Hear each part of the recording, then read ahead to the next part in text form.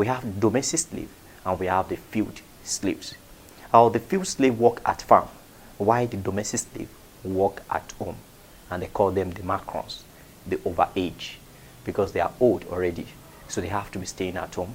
And they are the one that into the building of the house, or plant flowers around the houses, and so, or washing the clothes of their masters and cooking for their masters, nursing the white babies. So these are the work the domestic slaves have been doing at home, while the field slaves have been work at farm. And the field slaves, they are the ones that normally perforated their mouth, not for them to eat anything at farm. They are the ones who use the chain on their hands, on their leg, and so some of the children, they also use chain on them. Now we're talking about the slave work on sugarcane plantation rice. Do you imagine that some of the things that slave work at farms, after finished the product of those goods, they have to return a part of the goods back to Africa for exchange of slaves, because money are not using to buy slaves, because they have to come here with a gun, mirrors, umbrella, packet of matches, spoon, tobaccos, dried in, things like that were being given to our kings, our chiefs then, for exchange of slave.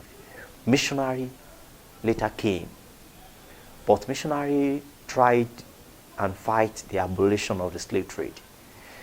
Don't forget, we have been talking about slave trade started in Badagry in 1502, but the missionary raised the abolition of slave trade, and they signed letter of the abolition of slave trade with chief, with the Alakpa of Alakpa, and Wawu, then Sumbu Mobi.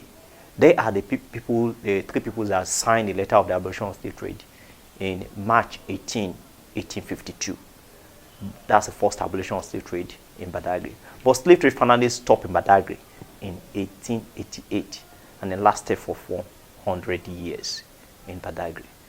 Missionary played a very big role in abolition of slave trade. And missionary controlled this story building, called the first story building in Nigeria, owned by the CMS missionary, all the way from Church of Canterbury in England. So they built this story building in 1845 by Reverend C. Goman. And total estimate of the cost, the amount of this money used and to build this house is 325 pounds. Then materials used and to build this story building were all imported from England.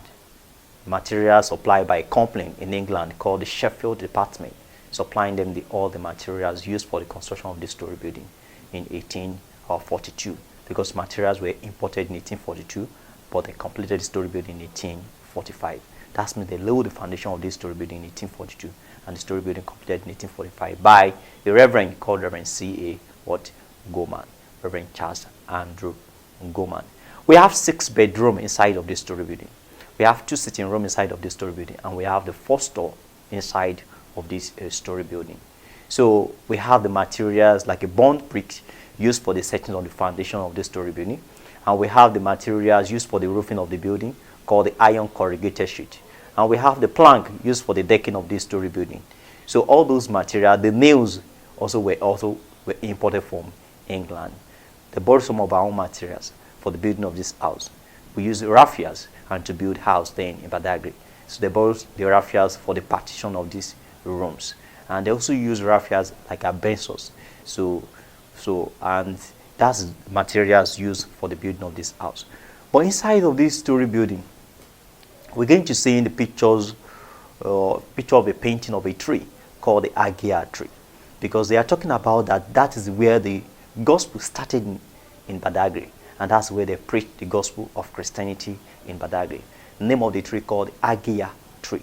In English they call it Veven tree. So some part in Yoruba they call it Igiyanwe or Leki.